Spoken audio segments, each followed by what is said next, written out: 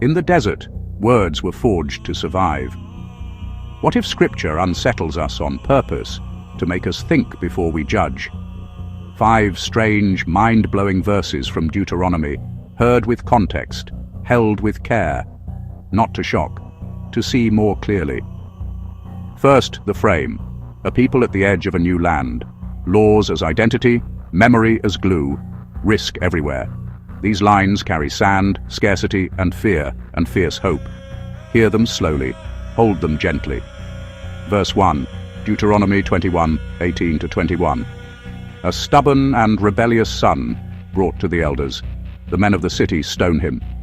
Communal survival eclipses individual mercy, to us, ethically unbearable. Was it practiced, or a grim deterrent? Either way, it warns. Disorder unravels the whole. Verse 2, Deuteronomy 7:1-2. You shall devote them to complete destruction, herem. No treaty, no mercy. Identity protected by hard borders, later voices contest, spiritualize, or lamented. Scripture here bears scars of politics, conquest, and fear of assimilation. Verse 3, Deuteronomy 25:11-12. In a fight, a wife seizes an opponent by the private parts. The penalty, the hand cut off. Bodily boundaries policed with severity. A public deterrent, not a private matter. We hear cruelty. They heard order maintained at the most intimate edge. Verse 4, Deuteronomy 23:1. No one emasculated shall enter the assembly. Exclusion at the gate. Purity laws draw lines around belonging. Dignity and access become contested ground. Later texts widen the circle. The ache of exclusion lingers in the language. Verse 5, Deuteronomy 14:21. Do not boil a young goat in its mother's milk. A boundary against mixing life with death, nurture with slaughter, ritual identity in a cooking pot. Read together these lines shock, and reveal the anxieties of a small nation. Law as fence, story as warning, people as project. Now linger with the first verse again, its communal logic, its modern dissonance. A household's tear could unravel the fabric. The text sews with stone. We can name it barbaric, and still ask what fear it tried to master. For verse 2, picture borders hardening, rhetoric rising.